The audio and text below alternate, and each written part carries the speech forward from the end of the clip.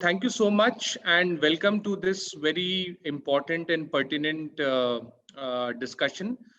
This is this is one of the discussions being organized by the Aisect group of universities in a series of multiple learning and discussion sessions which we have organized in the last 6 to 8 months, basically to understand the entire implication of the changes, the opportunities, the challenges which the COVID scenario is playing out, especially in the education sector. So all of us know that one of the sectors which is got the possibility of getting most disrupted is the education sector. On one hand, the sector is going through a lot of challenges. On the other hand, the sector has also seen a rise of edtech players, an exponential increase in the online learning and digital learning initiatives, and several such pilots which are now coming light from various parts of the country. So today, in about an hour's time, we would try and discuss various challenges, facets, and opportunities of this topic. I'm very happy and privileged that we have I would say, three stalwarts of the Indian education ecosystem today with us. Let me take just a moment to briefly introduce all of them on the panel today. So, first of all, we have Dr. S.S. Mantha, very well-known figure for all of us in the education ecosystem. He is an eminent academician and an able administrator. He was earlier the chairman of the All India Council for Technical Education, or the AICTE. He has been at the forefront of making a lot of radical changes during his tenure at AICTE, and his area of expertise lies in robotics, AI, and control theory, and so on. Uh, Dr. Mantha also has the distinction of having developed the National Vocational Education Qualification Framework, or what we know as the National Skills Qualification Framework today, which helps in promoting skill-based competency modules to be integrated into the formal education certification level. And this itself is the bridge on which a lot of traffic is going to pass in the coming years. So thank you, sir, for that. Thank you. Next, we have, thank you. Next, we have Mr. Mr. Naveen Mittal with us. Mr. Naveen Mittal is an alumnus of IIT Delhi. He is currently the Commissioner, Collegiate Education and Technical Education at Government of Telangana.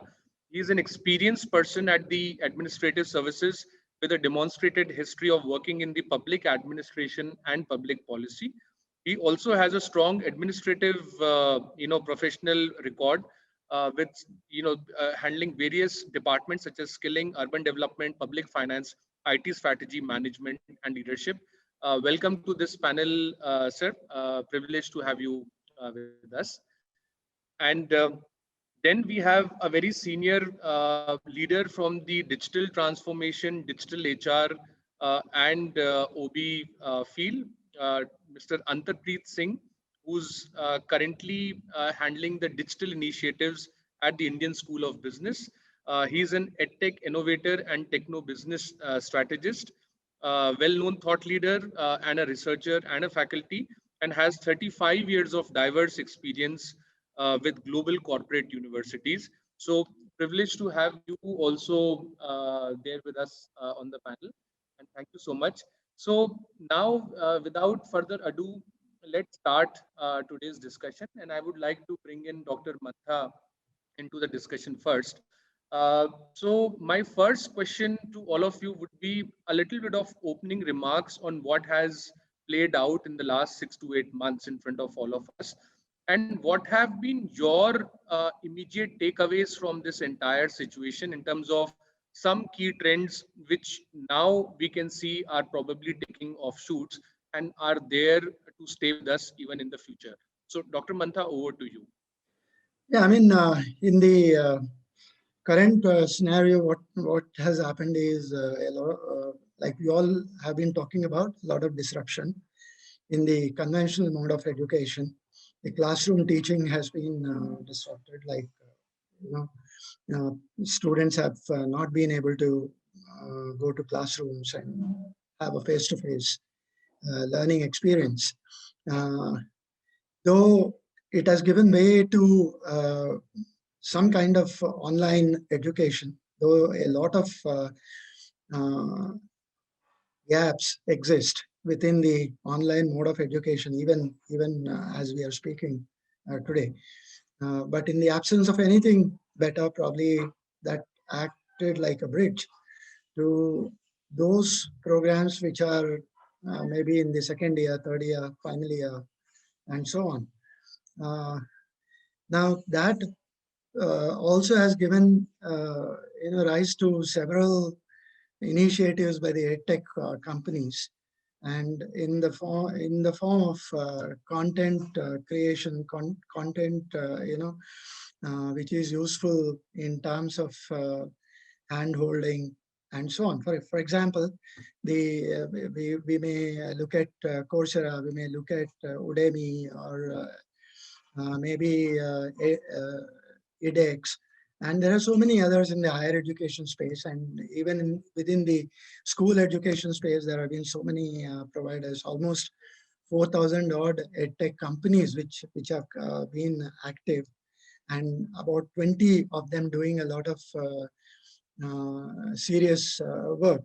So in a way, the online education has been pushed into the system rather than seamlessly organically building into the system. It has been in some way compressed. The development cycle has been compressed, and it has been literally pushed into the activity. So it has certainly helped people understand the online learning and its mode of delivery and so on.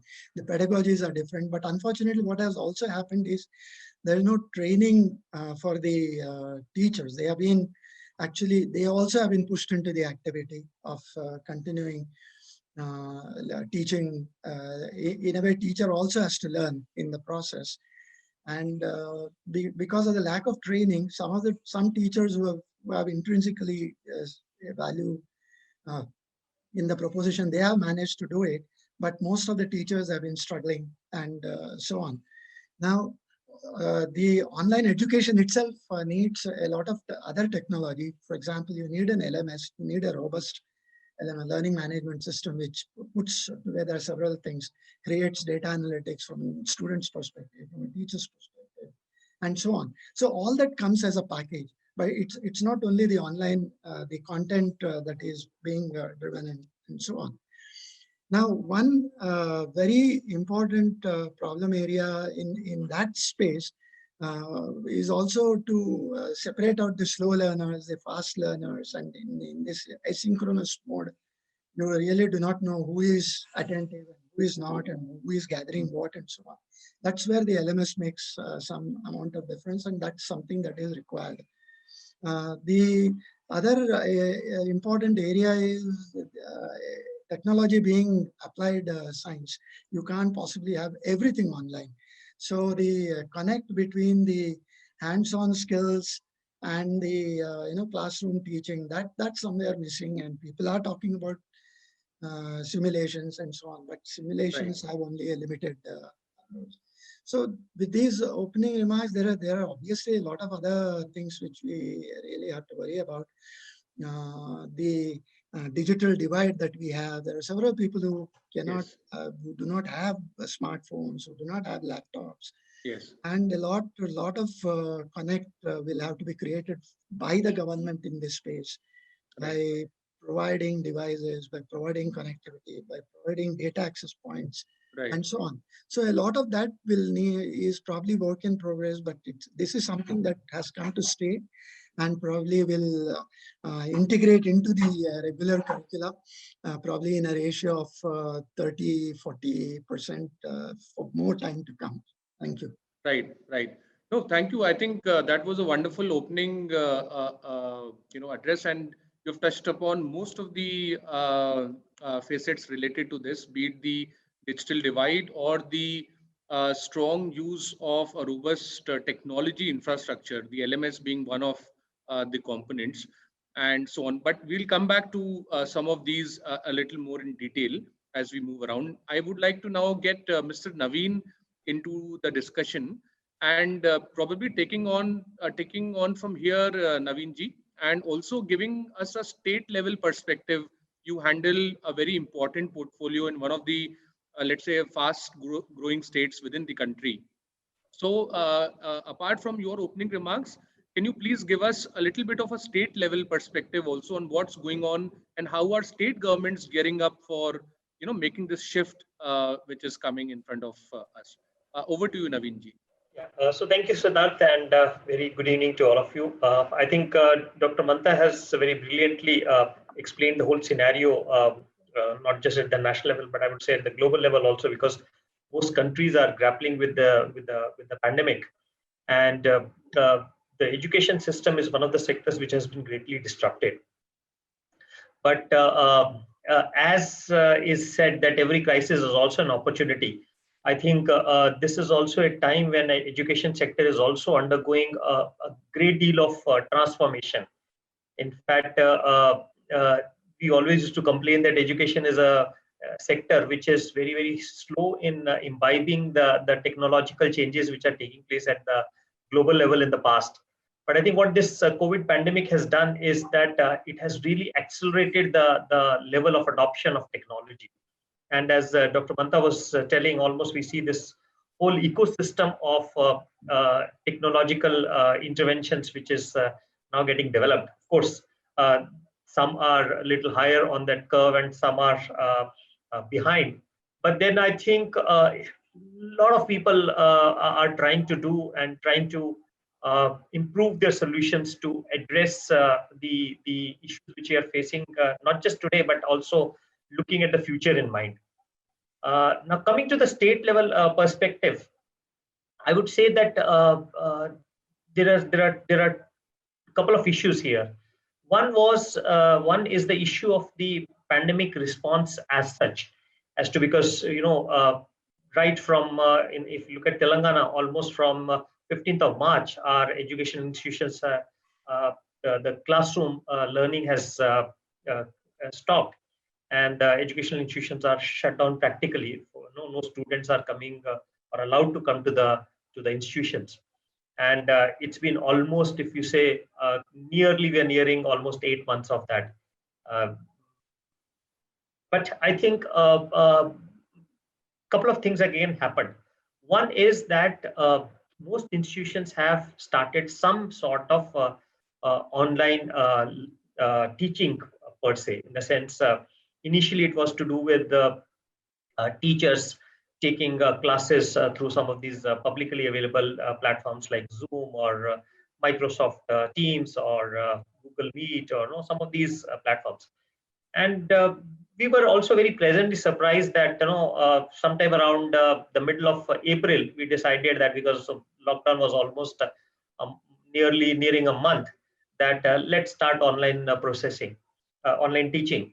And then we passed on these instructions to our institutions and also to our teacher.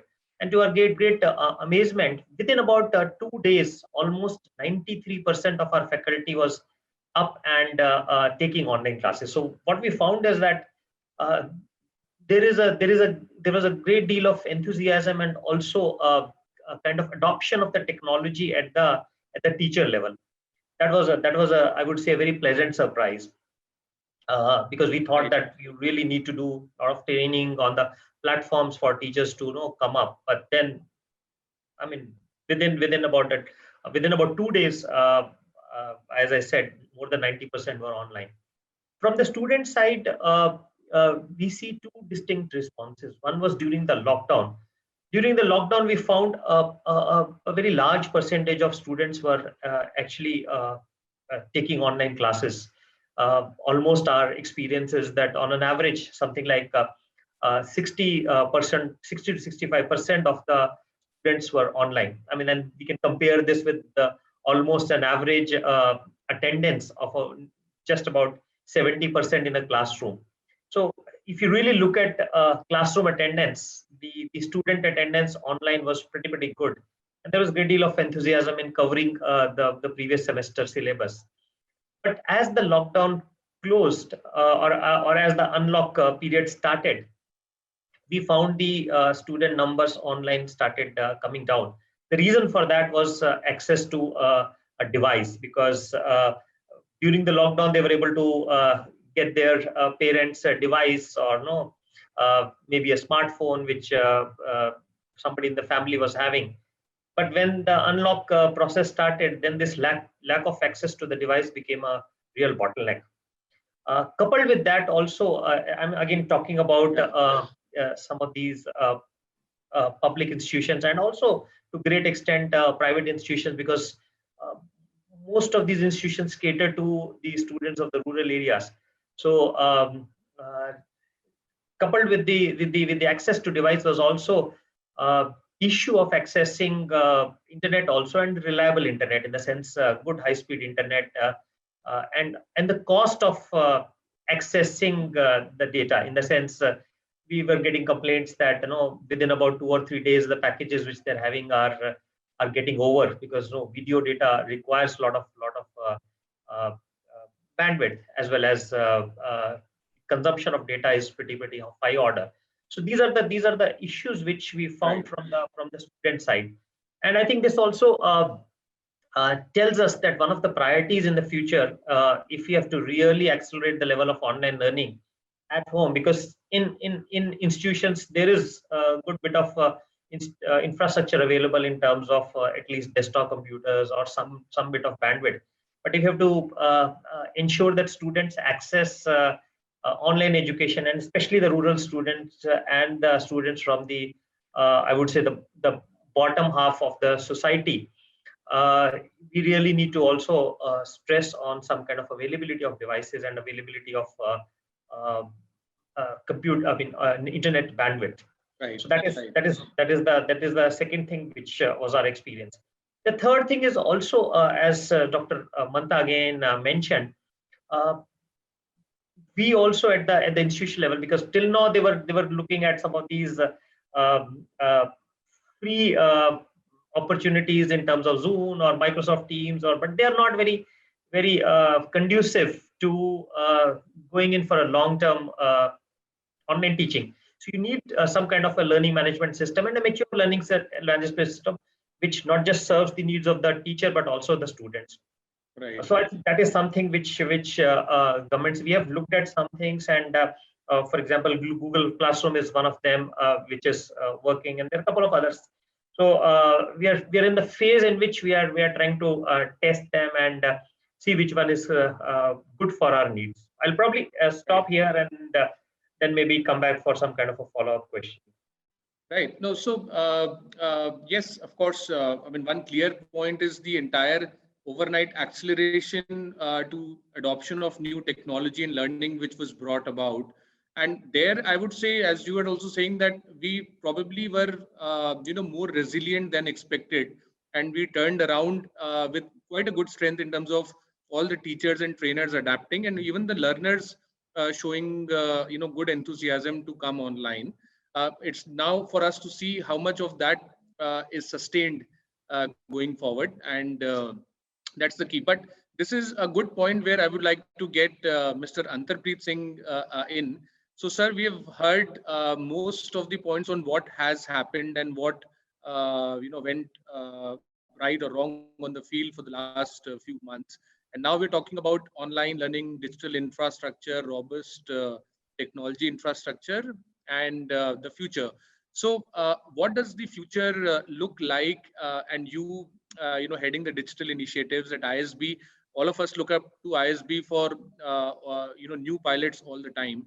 So, what are some of the learnings which are coming home now with the pilots which you have done, and will online learning really make a big dent in the overall education ecosystem, or will it fade away with the COVID fading away in 6 months or 1 year or 1.5 years time?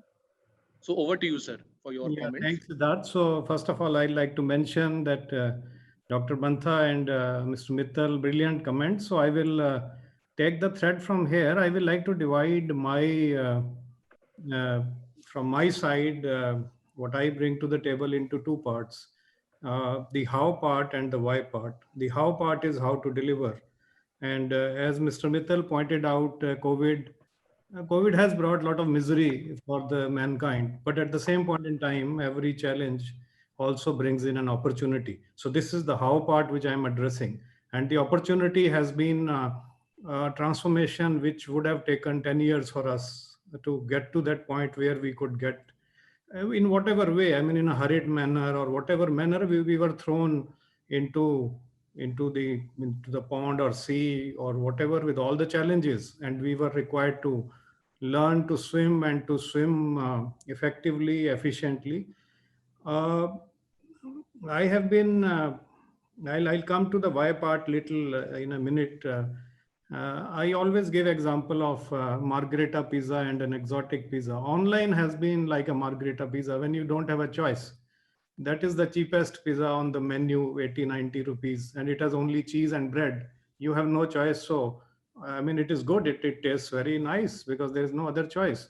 So, digital learning, and when I say this, I mean, I've been speaking almost every week. So people say that it's very, very awkward that you are saying that online is not sustainable. I say, yes, I have been championing digital. I have been a global CXO for 20 years, and having worked in digital technologies, in core R&D software technologies for US networks, I say digital is not, online is not sustainable. It is just like margherita pizza. We have to bring in the layers. We have to bring in the toppings, olives, mushroom, broccoli to make it Right. wholesome. How we can make it wholesome is through a blended recipe, and every institution has to create. I mean, nobody is going to tell you that this is the standard way how you should have a blended learning recipe. So this is the how part. Now, why is very, very important. I have been spearheading this digital economy and youth empowerment initiative in various states, including Telangana, Andhra, UP, Punjab, Haryana, Delhi, last week, Uttarakhand. Also programs for MSMEs last week for entrepreneurs in Telangana. Uh, the why part, and this is very, very important for a discussion. We are looking at a huge crisis. I mean, NEP has given us a good direction. Our digital economy is growing at 36% CAGR today. And we have a dream. Minister of State, Minister of Electronics and IT had put it in the Parliament, a brilliant report which, in collaboration with McKinsey, has been sort of formulated, which is achieving a $1 trillion dream by 2025. There are 65 million jobs, 6.5 crore jobs, new age jobs. How would we support those jobs? That is the why part. And these jobs have to be sort of managed, have to be manned by a younger population in the age group of 25 to 30, 35. How are we going to, I mean, whether we talk of online, we talk of blended. So that is the other, I think, this then the discussion would move from how to why part. And I will reserve some of my comments to be brought in to the discussion a little later. So I will wrap up this part of my arguments by saying that the how part we are now learning. There is a lot of design thinking which is required for training faculty. Yes. Portfolios have to be aligned with the new reality, and we say it is new abnormal, or it's new normal. I mean, this is a reality. I mean, whatever term you can, I mean, you cannot now go back to the way we are changing our emission norms from BS4 to BS6. You move to BS6. Now you cannot go back to BS4. So you have to now reorient your education systems in a way that you have your own, you craft your own blended learning recipe. And this is all the how part. And I think I don't want to sort of put everything in one go, but the why part, how are we going to restore imbalance between talent and supply? There's going to be huge imbalance. 6.5 crore jobs we cannot support with the kind of system we have, but we have taken directionally some very, very good steps. Right. So let me stop here, and then I will like to speak on the why part a little later. Right, right. So thank you for bringing in those points into the discussion. And of course, the future skills or the exponential rise of digital economy is for all of us to see. I mean, uh, Amazon, for example, has recorded their growth in the last 6 months as much as they had recorded for the past 10 years straight away. So e-commerce, online learning, online healthcare, a lot of these sectors are at the cusp of being disrupted. But coming back to our discussion, and as you mentioned, I was going to bring in two other very important aspects into the discussion, and probably we'll start with Dr. Mantha again. Uh, Two aspects and your view, sir. One, of course, the new education policy. When no discussion would be complete without bringing that into picture. So, your top takeaways, or what are you most excited about from the new education policy? The top brief points. And second, the entire focus on or the refocus on the skilling and vocational training, which the NEP also talks about. But beyond NEP also, and in your previous experience, if you have any directions for us to note or to share, that also would be welcome. So NEP, and what are you most excited about, and skilling and vocational training, and how, what is the course correction, and how can we accelerate that, because all of us know the importance, but how can we really reach there? So these are the two topics where I would like to get you in. Over to you, Dr. Mantha. Yeah, thank you. I mean, as far as the new education policy is concerned, there are several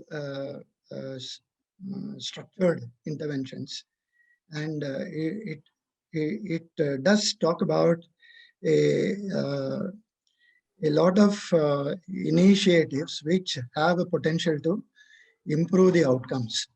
Now, when I say outcomes, it's not merely the teaching learning outcomes. There are several other outcomes from a learning part. So it addresses them in some way. But having said that, an important intervention that they have indicated is the multi-point entry exit within the system, and a 4-year bachelor's program where you could possibly drop out after every single year, accumulate the credits at that point of time, and then go out and maybe work and come back and again rejoin the system, and thereby whenever you get the total number of credits that are required to define your degree or diploma. So that kind of flexibility has been provided within the system, which is very similar to the national skill qualification framework that we actually have, which is your other point.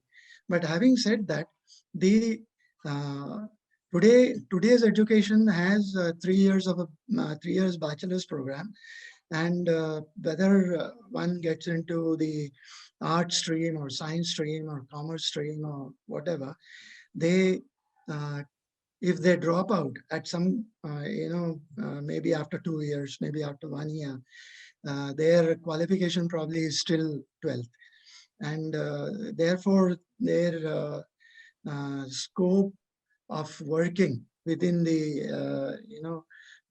within the industry space is highly limited. But this does provide an opportunity for a recognition of a certain certification after every year. But having said that, the basic difficulty here is how do you design the curriculum for this kind of structure? For example, if I say that a person can drop out after 1 year after 12, then obviously there must be some competency-based skills built at that point, and the industry must recognize that, and they must be able to provide a certain job role at that point. So therefore, designing the curriculum, implementing it, initiating these competency-based skills, and also measuring them and satisfying the industry that yes, my candidate is available to be, accommodated at certain certain job roles. Now, this is a very challenging part, and this has to happen for first year, second year, third year, and fourth year, and things like that. So unless the same dynamism is built into the employment sector, the implementation can become a real challenge. But yes, there are good things about it as well. And that's what probably the opportunity that has been provided must be explored. So that's about NEP. There are many other initiatives within NEP. I don't think we should get into all those initiatives. Yes, yes. There is a lot of stress on research and research institutions, and teaching and research and things like that. The debate of whether a teaching institute, predominantly a teaching institute, which also does research, or a predominantly research institute, which also does teaching. Now, which is the best combination? Or you should have primarily teaching institutions and primarily research institutions. These are all matters of detailing, and they depend on the ecosystem that you create, the world into which these systems fit in ultimately. That defines what must happen within the institutions. An ideal combination probably should be both coming together, because the experience can always rub off on the teaching aspects, and teaching can improve so that's one part of it. The funding and all, they are talking of a lot of funding, but the point is, right from late 60s, we've been talking about 6% of GDP. The current NEP also talks about 6% of GDP. So the absolute number may be large, but in real terms, it's a difficult thing to manage all that is said within the NEP, within the funding that they're talking about. Now, 6% of GDP is fine, but actually spent is hardly 2.4, 2.5. It has never gone beyond 2.8%. So these are some of the concerns that must be addressed in a very rational fashion. The second part that you spoke about is skilling and vocational education. Yes, what has happened is our current higher education is completely devoid of hands-on skills. It's more of classroom learning, or maybe a little bit of value addition that happens for those who are enterprising enough. And then they go and fit into any kind of job that is available.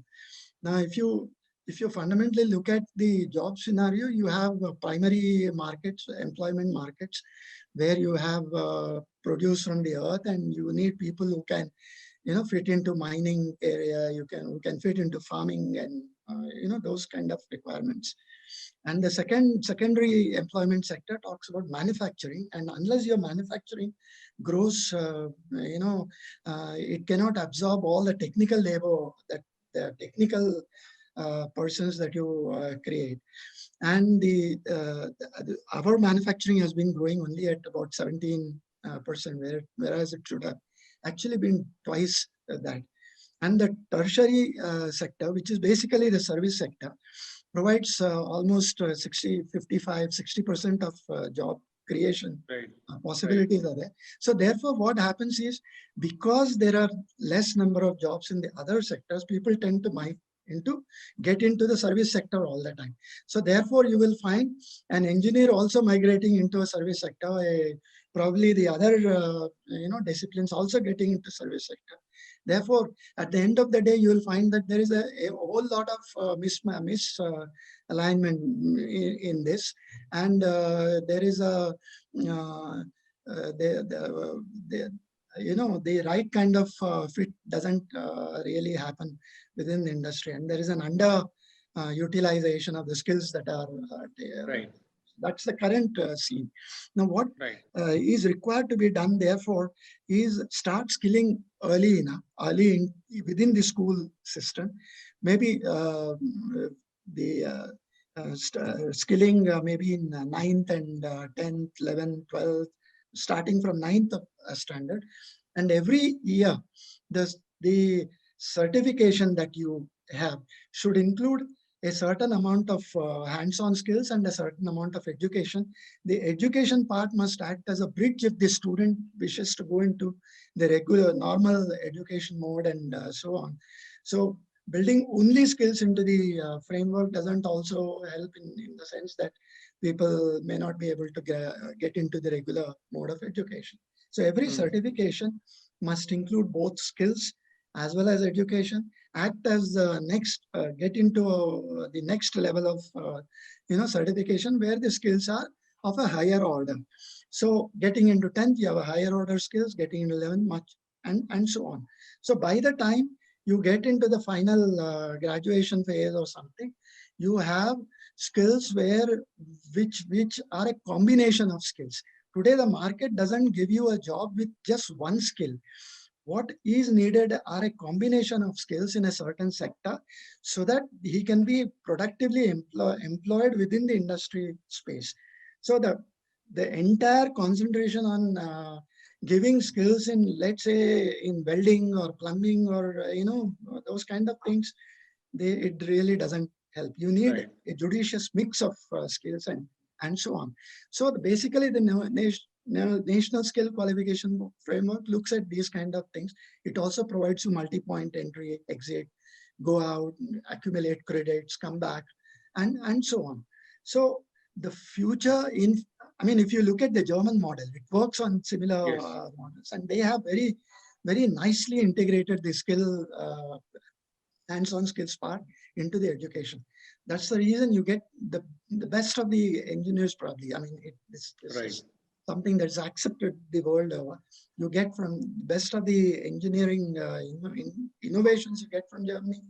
Their technology is the best, their hands-on skilling is the best, and so on. So probably there is something that we must relate back into the kind of training that they provide at the school level or the college level, and so on. So that's the skilling part, laying stress on providing skills very early and taking them to the higher order level of skills and so on is a very good idea and must be. So what I'm getting at is we must aim to institutionalize skills in our school systems. Today they are running parallelly, they don't meet, and so on. Finally, for those people who would want probably only skills and not so much of education and get into the higher education space and so on, for them also the National Skill Qualification Framework provides enough opportunities to move with higher order skills within the skills space. So therefore, there are a lot of good things about the framework, but what I have seen in the last few years is its implementation has been faulty, and its outcomes have not been really understood. The practitioners, the implementers, and the people who actually handhold, there is a lot of gap in the understanding of the framework in all these areas. Thank you. Right. No, thank you. And thank you for highlighting some of those points about the NEP and about the skills. And as I said, this bridge has been constructed, which can take you from the skills to formal education or bring you back from formal education to skills. But how much do we really use that bridge is now for us to see. And that is very critical if we have to go towards the dual mode of education and training model, which is much talked about. So I would like to again get Mr. Naveen into discussion. And we've heard the highlights of NEP, sir. From the state level, again, many states are going about having their own task forces on NEP and trying to interpret how it will be implemented in their own states. So anything on that front from your state or any other state which you know of, which you can share? And then followed up with the skilling and vocational training integration. So you also handling, being the collegiate education commissioner. So any pilot or any idea on integrating this into the college or the government college, level, and having the skills being interwoven with the curriculum. So on these 2 points, sir, your quick views, please. Over to you, sir. Yeah. So first of all, I must say that NEP is a very, very, I would say, a comprehensive policy, because this is a policy which has come after almost, I would say, 34 years. Last one, as we all know, was in 1986, and it has been in making for now close to 5 years. So I think it has brought in a lot of good ideas onto the table, and I think if we can implement it fully in the coming years, it would be again a transformation of Indian education system.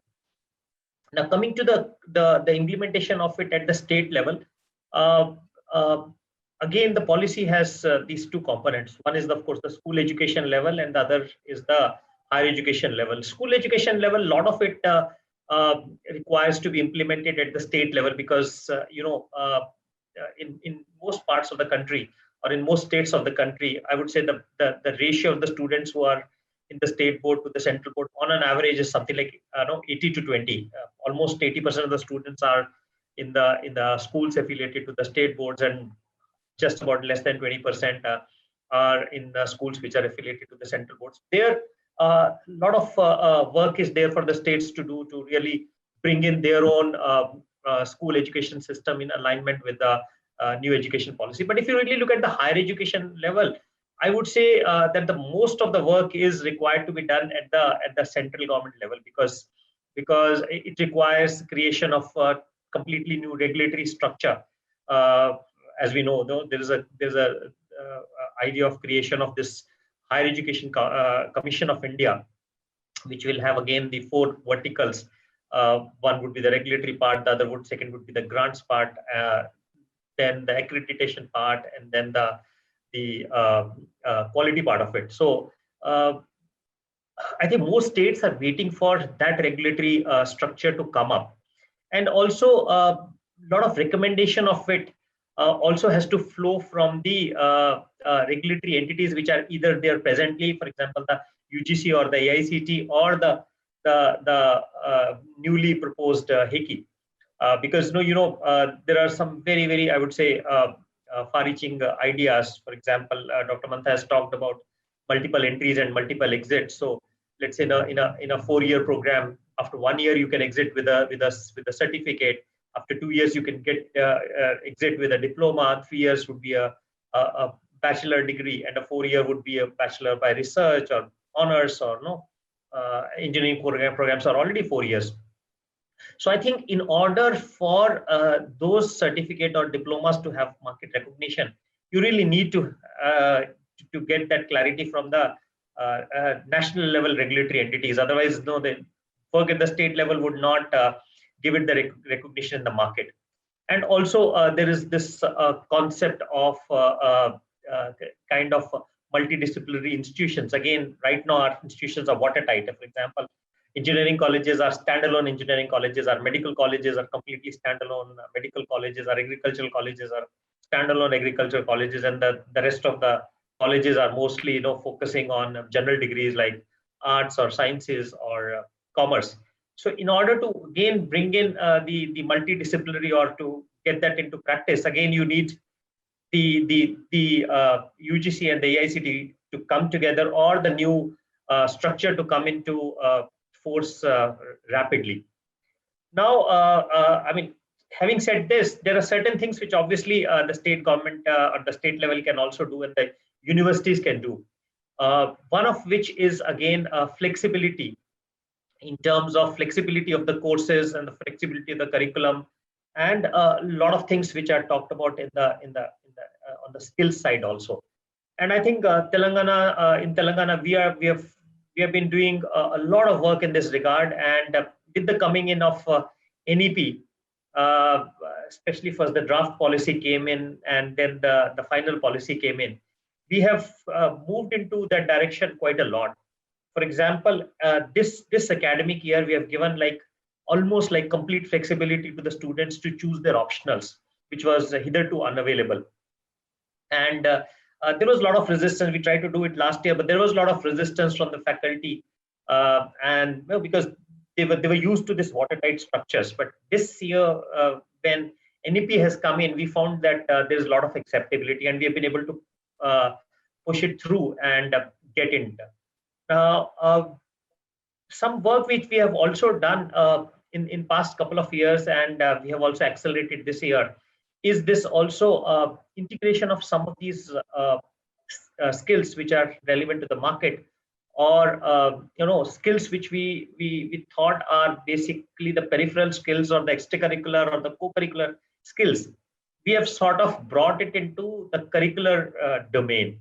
No, things like, for example, basic computer skills for art students. I mean, it was kind of an add-on, but not part of the curricular framework.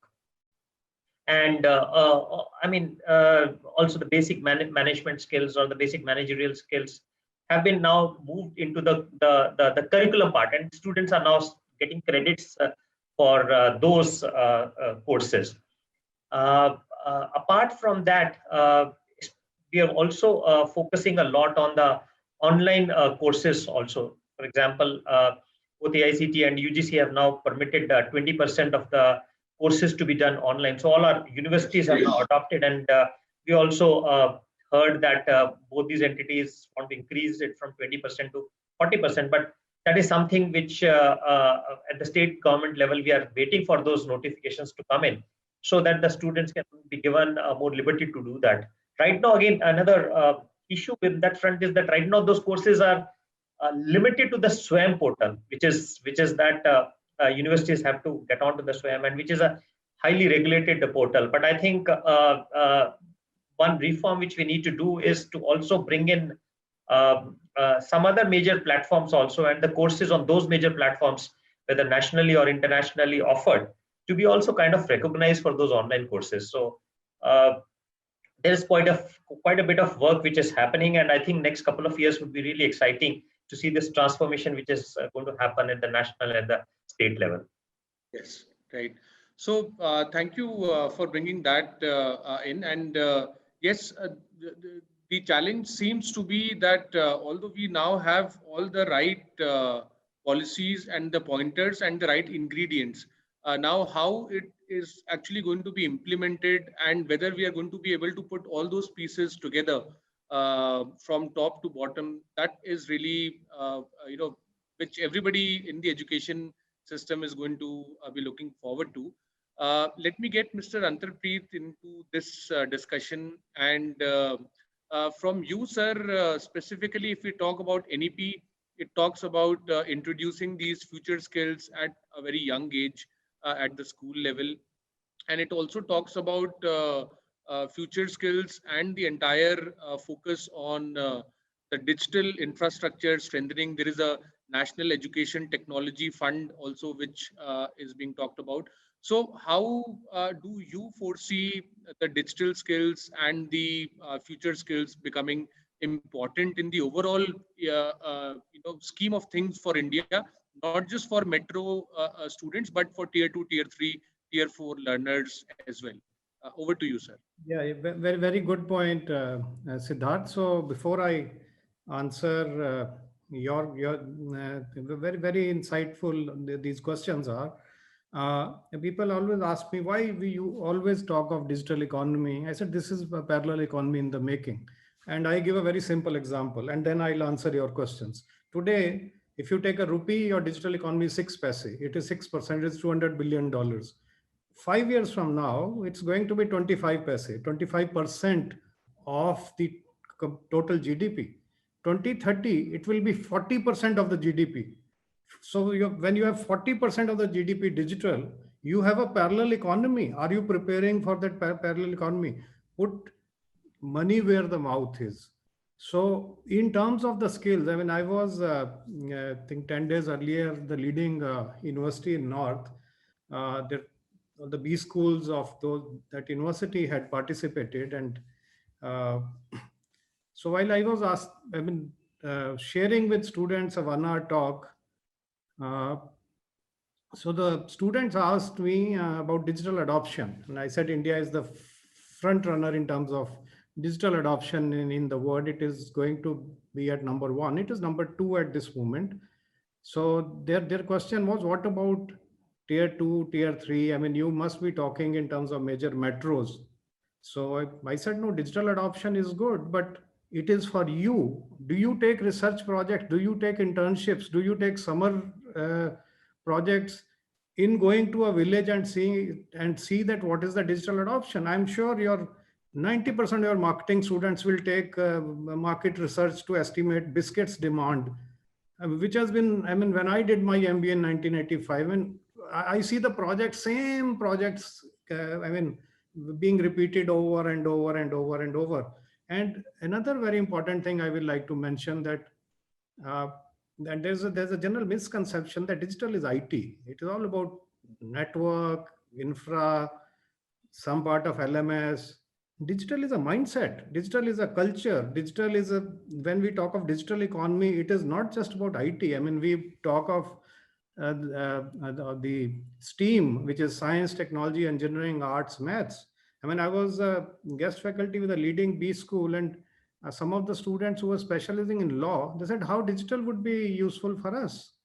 So I said, you have to, when the digital economy grows, the question of having IPR protection, the question of having the digital will lead to a lot of IP creation, and you have to specialize in a legalistic framework to protect that IP.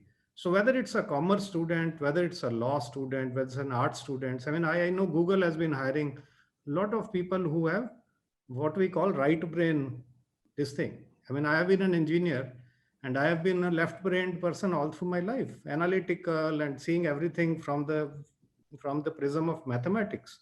There is a, when you are seeing the Zoom user interface, you say, "Wow, this is so nice." These are the skills which humanities and art students bring to the table, and we have to leverage. And now linking it with the NEP, and I think the two esteemed speakers have spoken a lot about and very insightful things they brought to the table. NEP has created a framework. It has created a climate. Now it is for every university, every institution to create flexible portfolios, to create portfolios which are conducive to those digital skills, because you are staring at a crisis with 6.5 crore new age jobs to be. People say there are no jobs in the market. I said there are, the job roles are vanishing, not the jobs, because your skills are related to the outdated job roles. And 6.5 crore new age jobs, and those jobs will include full stack developer. This will include your forensic this thing, finance, auditor, with digital content creation in universities, setting up media labs in B schools and universities, digital healthcare, tech-based farming. All these are 30 themes which are part of that blueprint which Government of India, Ministry of Electronics and IT with McKinsey has brought and has put it for the implementation to so that the country realizes the dream of going to that $1 trillion. And we are, the way we are growing at 36%, we'll reach there. But we'll reach there only if we have skills to reach there. And these skills, NEP has provided a climate or a framework. Every institution, which is every stakeholder, every university, every B school, every technology school, and we also have to think of digital as an integrated skill which cuts across the boundaries of commerce, arts, IT, medical, farm, Right. all the agriculture. So it's not that only an engineering college deploys digital. An agriculture university should also deploy digital. A law college should also have digital skills being taught. And here the flexible portfolio, as Dr. Mantha very nicely provided the whole the kind of framework which is available where you can exit early, such flexible learning paths. And these learnings should be related to our dream of achieving 1 trillion by 2025 and 2 trillion by 2030, where we will be a half of the digital will be half of the total economy. And that is a great opportunity with the kind of human capital development we've got, with the kind of internet penetration we are seeing, 3x multiplication in the internet users from 60 crores now. This is going to go to 90 crores. We have Jandan accounts, 90 crore accounts, or whatever, 85, 90 crore accounts. We have Aadhaar, more than 100 crore. We have your digital transactions, which are growing at an alarming pace, a 10x in last 3 years. Your e-commerce, this thing has gone up by 5x in last 3-4 years.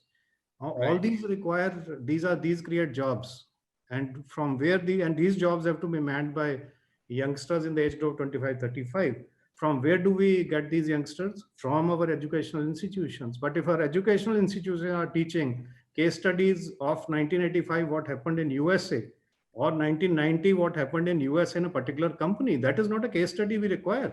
We require a Right. case study. What happened to Flipkart? What happened to the software as a service SaaS company 2-3 years earlier?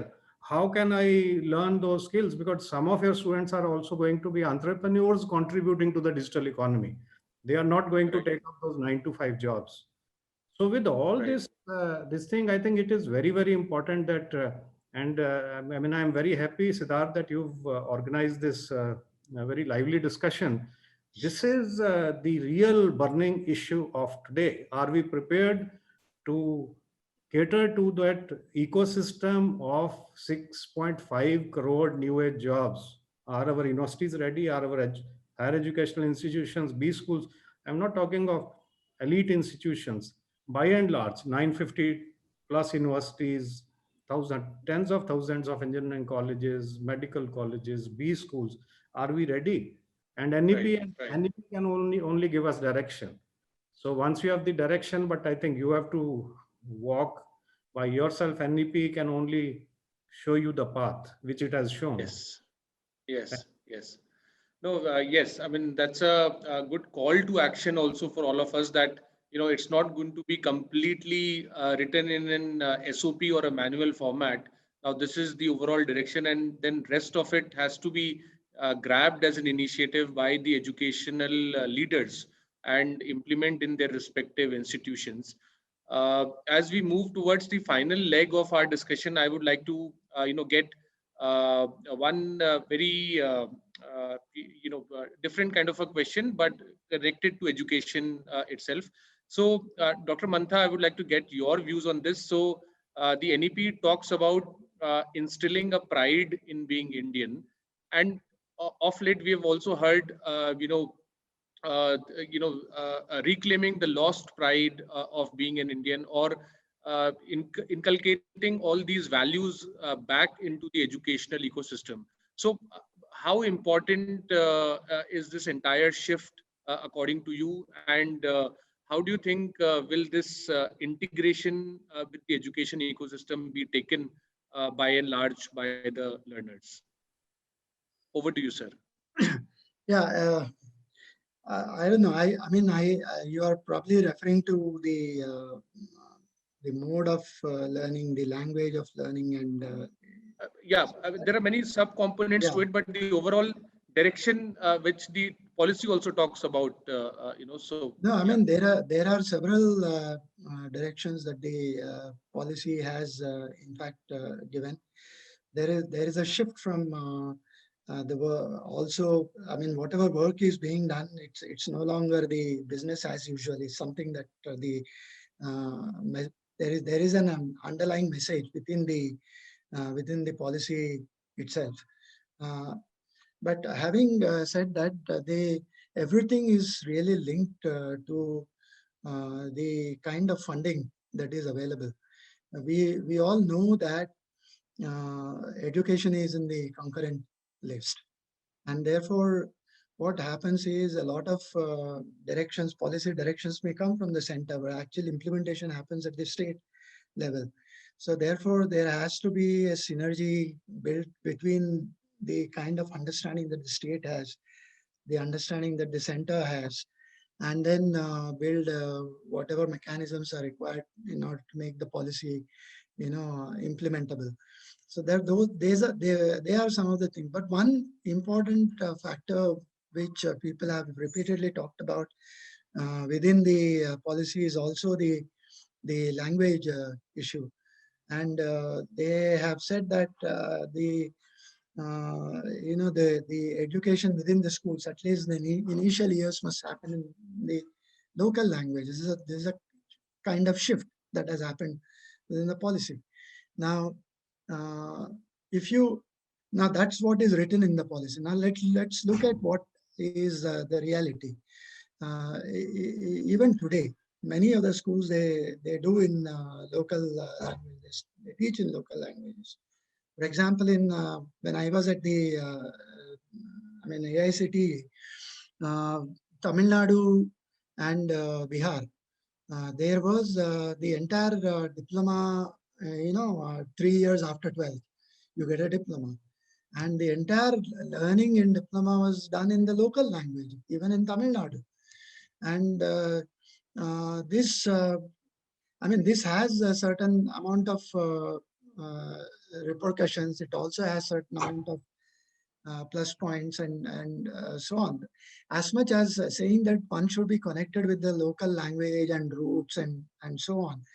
Our systems are not so evolved that we can possibly learn in Tamil, probably in Tamil Nadu, and go and work in Maharashtra.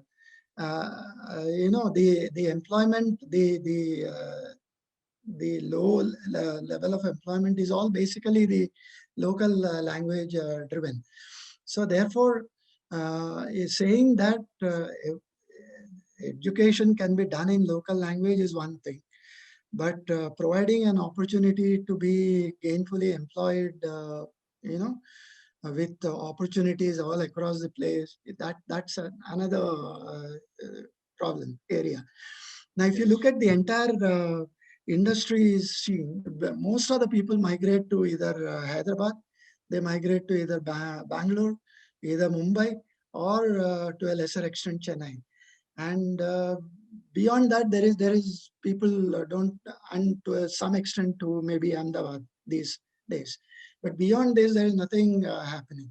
So therefore, unless the ecosystems are also developed to absorb these kind of ideas, we will only be providing, we will only be promoting probably ghettoization. People once having learned in the local language will have to survive in those places, and so on. So therefore, though there is a policy directive which says that this must be encouraged, they must be certainly encouraged.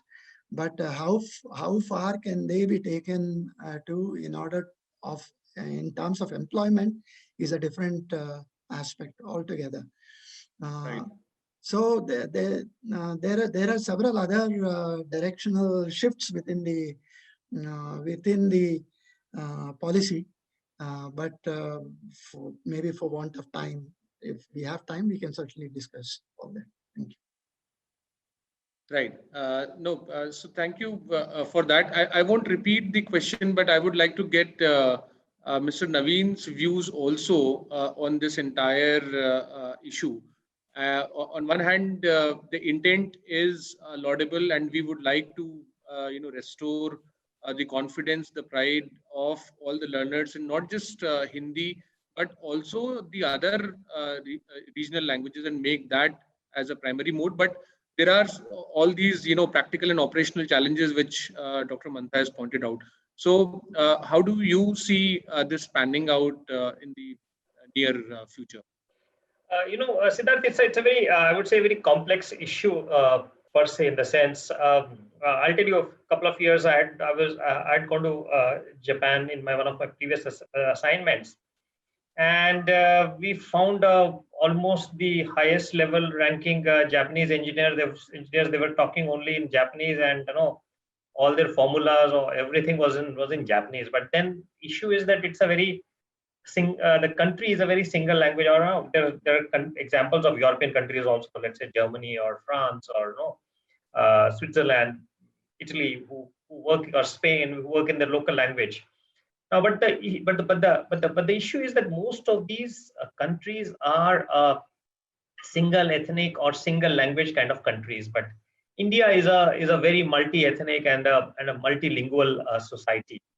So issue here, as Dr. Mantha has said, is that in order to ensure mobility from one place to the other, or the fact that Indian economy is getting very strongly integrated into the global economy, and we find that the ability to speak English language or to work in English language is in fact one of the strengths of our country, which is helping, or which has helped, I would say, the digital economy or the digital technologies to come, or IT technologies coming into India, and India became a global powerhouse in IT, and that has been our strength. Now, question is whether we really don't want to go back on it or not. So that is one part of the issue.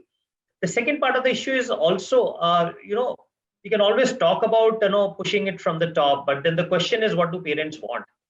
And I'll give you two examples on that front. One is the example of our neighboring state, which did a survey on language in which parents want their children to study. And if my memory serves me right, I would say that the percentage of that was above 90, 95, 96% of the parents wanted their children to study in English language and not the local language. I mean, uh, it's one example of a state. I mean, we can have also counter examples. I'm not trying to justify the issue, but only trying to talk about the complexity of the issue. And I can also give another example of the higher education sector in the state of Telangana. Most of our degree colleges were offering only languages and courses in the local language. And we found that there were very, very few kind of takers, or the capacity was not fully utilized. 3 academic years back, or I would say 2.5 years back, in the academic year 18-19, we actually did two things. One is reorganize all our courses in our government colleges, and two is started offering those courses in English language. And you know what happened? In a single year, our strength went up by almost 40%. And this year, we are crossing almost, I would say, 60% increase vis-a-vis pre-2018-19 admissions in our colleges.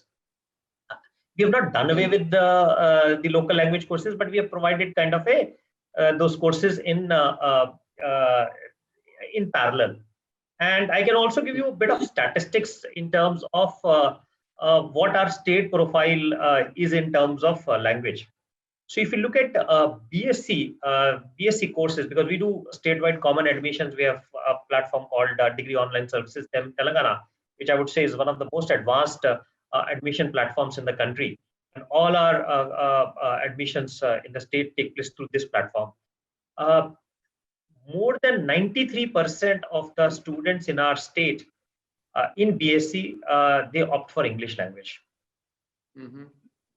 Close to 89% of our BCom students opt for English language for pursuing their BCom. For arts, the percentage is little less. In the sense, it is close to about 55%. But if you look at BSc and BCom compared to BA, it's close to 90 or upward of 90.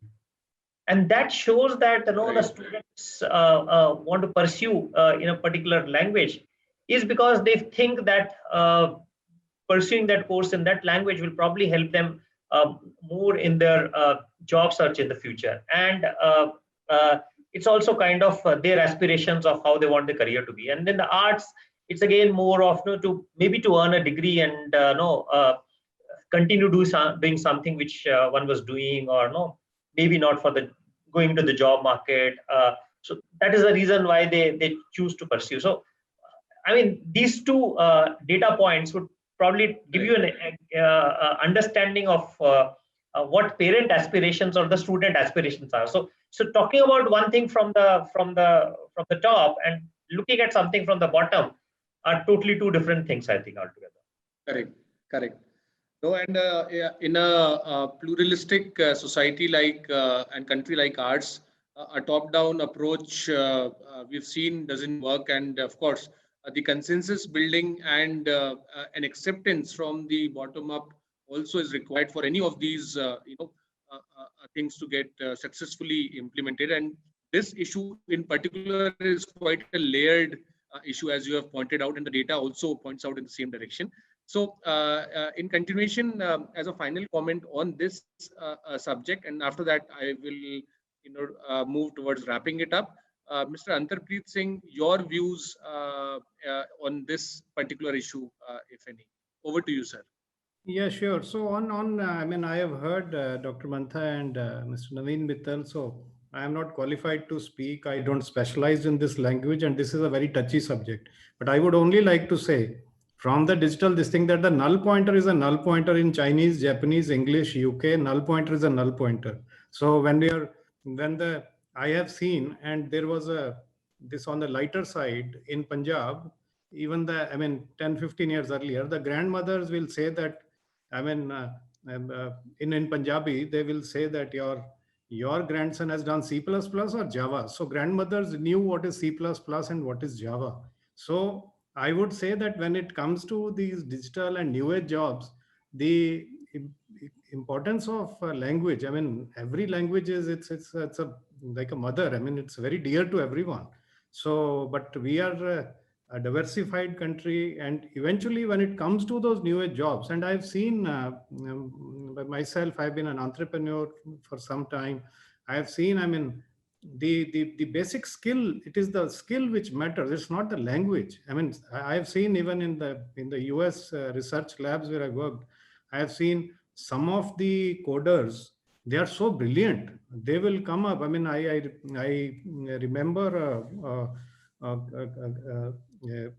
in Philadelphia, we had a major breakdown of the entire national network. And the boy who solved this problem, he was a Telugu speaking boy. I mean, he could not even speak two sentences of English. But the kind of solution he provided, everybody said, wow, this is the. So I would say that, I mean, keep politics aside, keep other things aside. I mean, it's the skill. It is the problem solving. It is this thing. I mean, I would say that what is the ultimate objective? That is what is more important. I mean, language is whether I speak in Punjabi and I am able to code better than somebody else, or vice versa. So it is more important is the I mean, I will like to put more importance to the skill.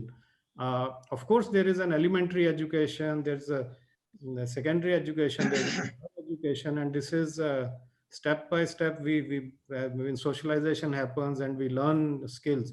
So I have not much knowledge on that part, but about I on the last mile where it comes to you becoming a successful entrepreneur or taking up a job, I would say that then the importance of language, whether it's English or Punjabi or Telugu or any other language, is I mean, it is just just a, you eat in a steel plate or in a other paper plate. I mean, it's the dish which matters, and that is the skill which matters. Yeah. Right. No, no, very aptly put, and very well summarized on this front.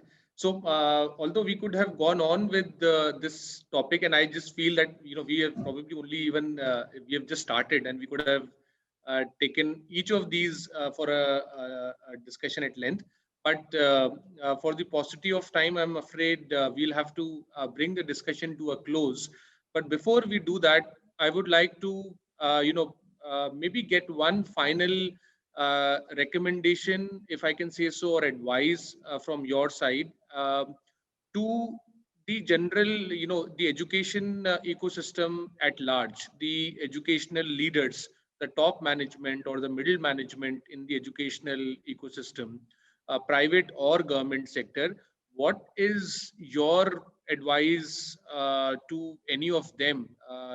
What should they be focusing on right now? What should they be thinking about or planning for right now? If you can just give one, top advice or recommendation each, that will be great and very helpful for all our audience as well. So, Dr. Mantha, what should be the top mantra? What should be the top advice? Uh, I don't know. I mean, I'll just take 2 minutes to Yeah. do this. We had. I mean, I while studying, I used to do coding in Fortran, and we started off with that. Today there is so much of stress on coding, and White Hat Junior, their advertisements and their the target segments they have in the market, the children of 7 years, 8 years, and so on. There's so much of stress on coding and so on. And most of the time I felt, now what is the shelf life of this coding that we are talking about? I mean, so going back a little, when I was doing Fortran, we moved much later into C, and most of the time into C, because it had a great interface which it allowed between your hardware and the outside world. Now, from that, we graduated into, Delphi and Visual Pascal and so on. And we continued our journey. And things kept moving. And they and these individual elements, they remained into a certain, very specialized segment. And today, if you really, and subsequent to that, we also looked at rapid application development tools, RADs as we call them. And, the back-end coding, every coding became automatic. And people, there are systems which used to generate code, and you only have to worry about pseudocode and things like that. And today, when people are talking about coding and attaching so much of importance and everybody getting into coding, and I start feeling as to what is the shelf life of this? What kind of job opportunities are we really looking at? Is the scene going to be the same 3 years from now? So I mean, to a large extent, I still feel I tend to agree with Antaprit when he says skilling is what matters. But then skilling, everything doesn't stop at skilling. There must be an ecosystem that accepts these skills and builds it into a nice integrated stuff. So you just can't say that. I mean, I wish we had something like a Unicode for humans as well. Instead of so many languages. Why can't we relate in terms of some? Ultimately, it's something that I mean, we could do that for the machines because it's only, at the very basic level, it's only 0 and 1, or whether some voltage potential difference exists or doesn't exist. But that kind of thing, if we can build it into our systems, probably it's that day probably would be truly, a true link that builds a bridge between the digitalization of all activities, and the human beings. Right. Having said that, yes, I mean, as far as the advice is concerned, we probably will be looking at online education for a long time to come now. Though the percentage of what percentage of it should be online, and what percentage of it should be face-to-face will always be debated. In the technical education space, I believe about 30-70 would be a good combination, which will stabilize in the technical education world, and which we call as blended learning. So Yes. probably blended learning is the future, and people must invest, the educational institutions, the student population, the faculty, they all must invest in learning those tools which make this happen. And Right. so therefore the content management, the learning management systems, the ecosystem that you build around creating good content, that must be extremely important as we go by. Thank you. Right. Thank you for that. Naveen sir, the final comments or advice or words from your side? I would say we need to keep the student in mind. Ultimately, I mean, in fact, I've seen too many times that we think something, but the needs of the student or the interest of the student are something. And I think NEP to great extent is trying to address that need. So I would say for all the academic leaders and the entire leadership in the academic world needs to really keep the interest of the student in the mind as to what his future is, and what is it that can help him in order to achieve the goals which he or she sets for himself. Right. Antarpreet sir, from your side, any final words or comments? Yeah, sure. So that's so from my side, the overall guidance for the education ecosystem is, as I always say, digital classrooms and digital in the classrooms. So don't treat digital as something separate. It is embedded into our genetic, the DNA. This is so digital classrooms. What COVID, circling back to from where we started, COVID gave us an opportunity to transform and transform faster. And so digital classrooms and digital, even when we are teaching face to face, as Dr. Mantha earlier in his talk said about simulations. I mean, at ISB, we have been the first B school where we brought in simulations integrated with the case studies. So, I mean, these are some of the things, and NEP has provided us a map. It has provided us a direction. COVID has accelerated the things, but eventually we have to get to a point, and for that, I think we have to challenge status quo. That should be the mantra: challenge status quo. And digital is not IT; it is a culture. So, if we start seeing digital as a life, not as something which is only for IT or network administrator. And even when we are teaching face to face, there will be a blend of face to face teaching and digital. And the reach can be, I mean, you are teaching in Hyderabad, maybe some students from Boston are also listening to your lecture. Right. So that is something, I mean, this next decade is going to belong to us. I mean, the whole world is watching us, and it is up to us. I mean, we can be our friend or we can be our enemy. I mean, this is up to us. Right, right. No, wonderful, and a completely appropriate, positive note to end this discussion on. I must say, it has been one of the most engaging discussions I've had in recent times. In between the flurry of webinars which have been flying around for the past few months, and I could feel that a lot of information and good content was packed in the last 1 hour, and a lot of audience. And once we restream this, a lot of people would have many ideas and food for thought coming out of this. So we navigated all the important aspects, right from the focus on skills to starting at a young and early age, to the challenges of implementing NEP or any other aspect of NEP in a plural society like India. The entire focus on the digital, the urgency in terms of the digital adoption, the rapid rise of digital economy, particularly in India, and adopting a digital mindset rather than treating that as just one of the components. I think those were some of the highlights coming in from this discussion. So on that note, thank you so much, Dr. Mantha, Mr. Naveen, Mr. Antarpreet, for joining us.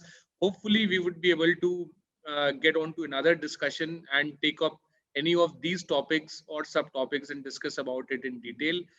So till then, I would like to wish all of you safety, and all our audiences also good health and safety in the coming months.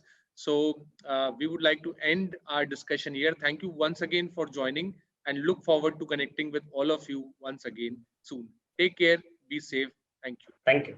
Thank you. Thank you, Siddharth. Thank you, Naveen ji. Thank you, Antapreet. Thank you.